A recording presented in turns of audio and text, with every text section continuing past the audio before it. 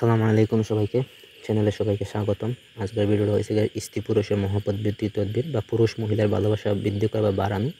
কীভাবে ইসলামিক আমলে ছোট্ট একটা আমল দিয়ে, কোরআনে একটা আয়াত দিয়ে কীভাবে মহব্বত পয়দা করবেন বা স্বামী স্ত্রীর যে একটা বন্টন তৈরি করবেন, কীভাবে মেলামেশা তৈরি করবেন, কীভাবে সেই বিষয়ে আমি আজকে আলোচনা করবো। তাই প্রথম থেকে শেষ পর্যন্ত আমার ভিডিওগুলো দেখুন, কথাগুলো শুনুন, তাহলে কাজ অবশ্যই নিজেরা করতে পারবেন। তাছাড়া আমার সাহায্যে যদি কাজ করে নিতে চান তাহলে যোগাযোগ করবেন নিচে দেওয়া নাম্বারটা হচ্ছে 01709914387। ইমো, হোয়াটসঅ্যাপ অথবা সরাসরি কল করবেন যে কোনো সময়। গ্যারান্টি সহকারে আপনি সেই কাজটি করে দেব, বা যে কোনো পরামর্শের জন্য যোগাযোগ করতে পারেন।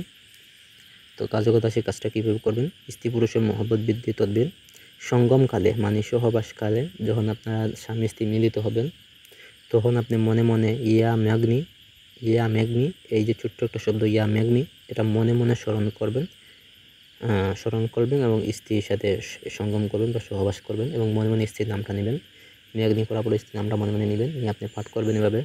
তাহলে দেখবেন যে আপনাদের উভয়ের মধ্যে মহব্বত বৃদ্ধি হইব বা ভালোবাসা তৈরি হইব, অথবা যে সম্পর্ক আছে সেটা আরও অটুট বা শক্ত হবো। ঠিক আছে, তো এটা গ্যারান্টিফুল। যদি এখানে কোনো কিছু বুঝতে অসুবিধা হয় বা আপনারা যে পাঠ করেন এবং দেখেন যে না আমাদেরকে হইতেছে না, সম্পর্ক ফাটাল হইতেছে বা সম্পর্ক ভালো হইতেছে না, তাহলে আমার বলবেন যে এই শব্দ ব্যবহার করে কাজ হয় না, তখন আমি আপনাদেরকে ফ্রিতে কাজ করে দেবো, সমস্যা নেই।